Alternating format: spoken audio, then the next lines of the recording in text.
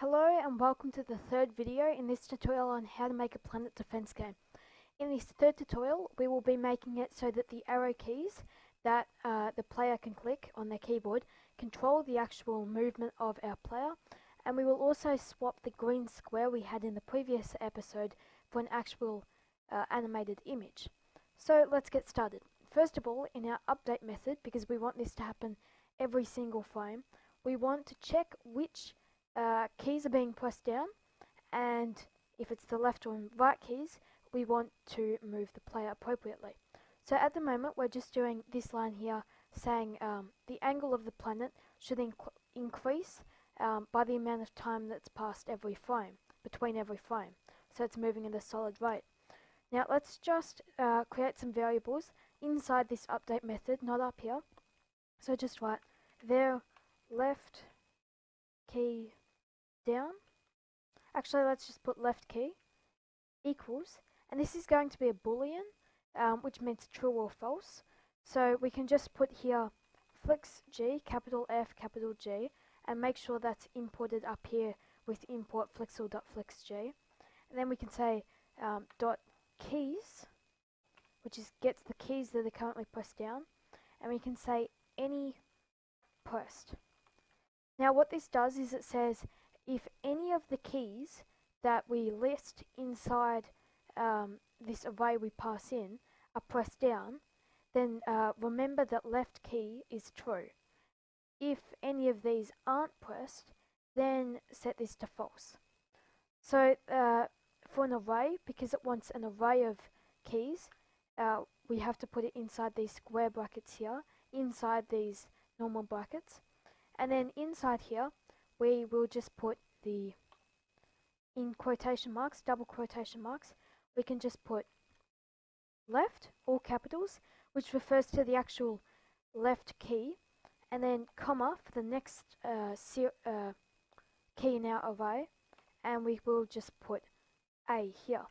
Now, more experienced gamers are used to pressing A on the keyboard, as in WASD, to turn left.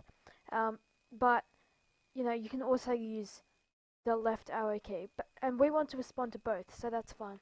Now I'm just going to duplicate this line and just say left key, change that to right key. So the right key should be down if we're either pressing down on the right arrow or pressing the D key, and this one we will just set to be the up key. Actually, let's set this to be the shoot key. And this will be if we either press, I'm not sure how this will go in game, but let's just set it to be up and W, and let's also make it space. So that you can shoot with the up key, the W key, or the space key. You turn right with the right arrow key or the D key, and you turn left with the left arrow key or the A key. Now that we've got these variables, which every frame are set to whether their respective keys are set down, we have to actually respond if they are pressed. So let's just put up the top, below these variables, if left key. So if the left key is down, then in curly brackets, angle from planet minus equals flexg.elapsed. So let me explain. If the left key is currently pressed, then we want to reduce the angle that the player is respective to the planet. So we want to subtract the time that has passed since our last frame. The reason we want to do this is because we subtract because we want it to go anti-clockwise, and we subtract by flexg.elapsed. This is basically the speed that it should move back anti-clockwise, and by setting it to be flexg.elapsed, if our game lags between two frames, it will pick up that it has elapsed more since the previous frame and will rotate anti-clockwise more. You don't really have to understand why we put minus equals flexg.elapsed, and it's not really too important that we do, but it can result in better gameplay experiences if your game starts to lag, which it shouldn't, because it's a very simple game. And now below this we can say if right key, then, and we can actually just copy and paste the previous line we had before, which continuously rotated it clockwise. And we won't actually be responding to the shoot key yet, but let's just put an if statement for that anyway. If shoot key, we'll just leave a comment here with double slash. The player should shoot. Right, we will be covering making the player shoot in future episodes. So now that we've got that, let's just see if it works. So type Lime Test Nico in your Planet Defense folder in the terminal, and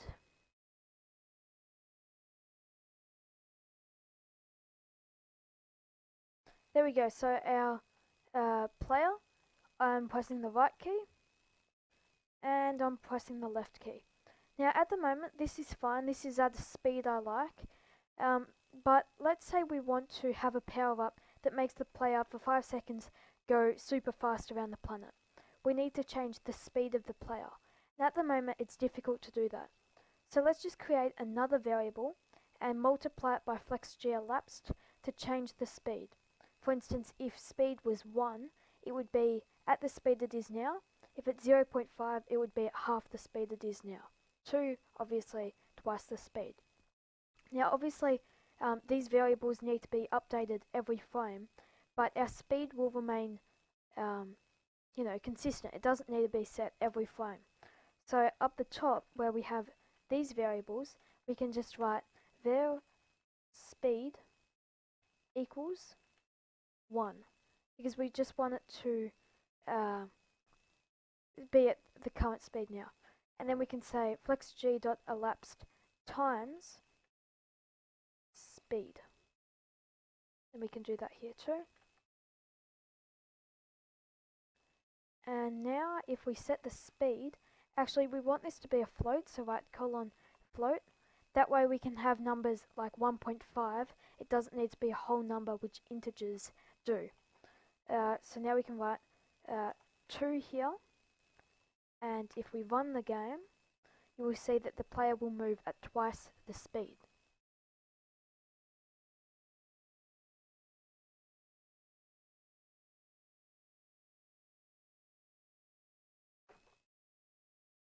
There we go.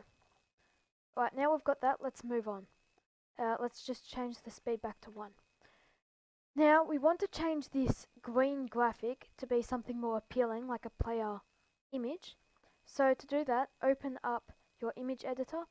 You could use GIMP, and there are infinite tutorials on the internet about how to create pixel art graphics and animate them. So I'm not going to be telling you all of the exact details, but know that you've got to have, you can get more details online, but with Pixel Edit, I'm going to have, let's say, 6 tiles wide and 3 tiles high, and this is important. Each tile should be 16 by 16. So basically, in any other image editing program, you want an image which is 96 pixels by 48 pixels. So you want 6 squares across and 3 squares high, each one being 16 pixels. If I create this, you will see what I mean. I've got these 16 by 16 squares. Now, beyond this point, I think you can look at any other, tutorial on the net about how to create these animations. But basically, you have on your first row, we will have an idle animation. So what you want the player to do while the player's not controlling him, an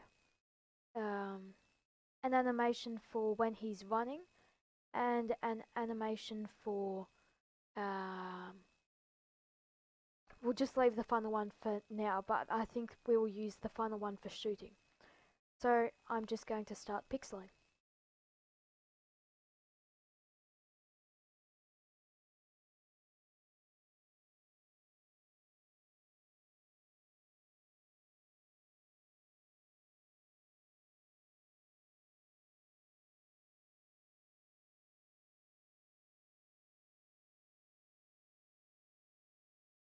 Okay, so as you can see, I've made the first idle animation.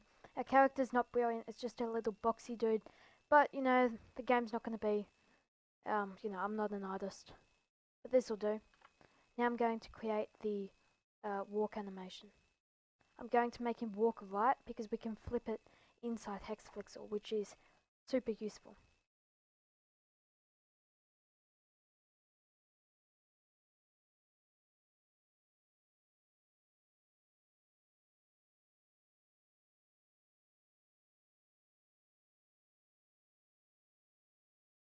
Okay, and we're back. So I've created this animation, as you can see here, of him walking, and this animation of him idling. It's not the greatest animation work, but you know, we can fix it off camera. uh, so we have to save this when we're done. So just File, Save As, and then in our Planet Defense folder, Assets, Images, just save it as player.png. Just like that. Oh no, we've got to export it, sorry, in Hexflexor as player.png. And save. Now we can go back to our code, and we can get rid of this make graphic line or comment it out. And then what we can do is we can just say load graphic, so load a sprite, load graphic, and then for the first argument it takes a string, so assets slash images slash player.png. I think that's where we put it. And for the we want it to be animated, so true, because this is an animated sprite, and we want the width to be 16 and the height to be 16. Even though our image isn't that size, the individual tiles in our image are, so that's important. And don't forget a semicolon. Now, before we go any further, I'd just like to explain that we've created one animation of him walking to the right. However, we might need to flip this while he's actually playing if he walks left. So to do that, just write set facing flip, and then we write flex object, and we have to import that. So write import flexor.flex object, flex object dot right. Now what this is saying is if we're facing right, then we should flip X, right? So put true here. No, wait. If we're facing right, we shouldn't flip X. And we shouldn't flip Y because that means up and down. And of course we don't want our, you know, player looking upside down, so we can just set this to be false. Now we also want it so that we set the facing flip while he's facing flex object dot left. While he's facing left, we want to flip the X so he's facing the other way, but we still don't want to flip the Y. Just like that. And we can actually just put this beneath super because it is a bit ugly. Now that we've loaded up our graphic and everything, we need to tell it what the animations in our image actually are. So beneath load graphic, let's just put animation, so all of the animation details for this sprite, dot add. Now it takes a name, so let's just make this idle with a capital I. You've got to make sure that you're consistent with this. And then it takes frames as an array. So let's just put the opening and closing curly brackets because it's an array, and then inside it takes the numbers that stipulate which frames correspond to an idle animation. So if we go back to our player image, you'll see that the first frame and the second frame are is our idle animation. So we can just put in here, I think it's 0, 1, I think it might be 1, 2, but I think it starts at 0. And now we set the speed, so the frame rate. So actually no, before that we no, I think we put the frame rate actually. So I'm just going to say for the idle animation we will have 2 frames per second for this animation because it's a slow idle. You know, he bops up and down. You don't want that to be fast. And then we will set that to be false because we don't want it to loop because we will be calling this every frame. So you know, just we don't want it to loop.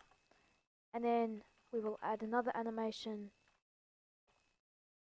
called walk, and this will be frames. We go back to our image, say 0, 1, 2, 3, 4, 5, 6, 7, 8, 9. So 6 to 9. So in here we put 6, 7, 8, 9. Just like that. And then for the frame rate, we want to put this to be maybe 15 frames per second. So slow, but it won't look laggy. It's an animation. And then false. So we've added our animations. Now we need to tell it when it should play these animations. So down here, when we move left, we should say animation.play, and then in quotation marks, walk, just like that. And we want to copy and paste this for when he's moving right too.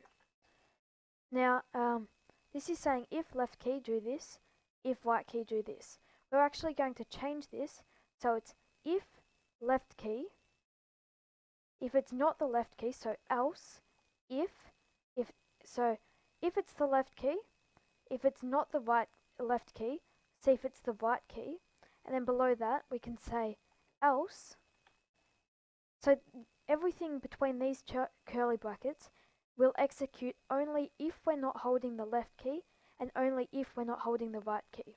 So we can say here animation.play idle with capital I. Just like that. Now if we execute it,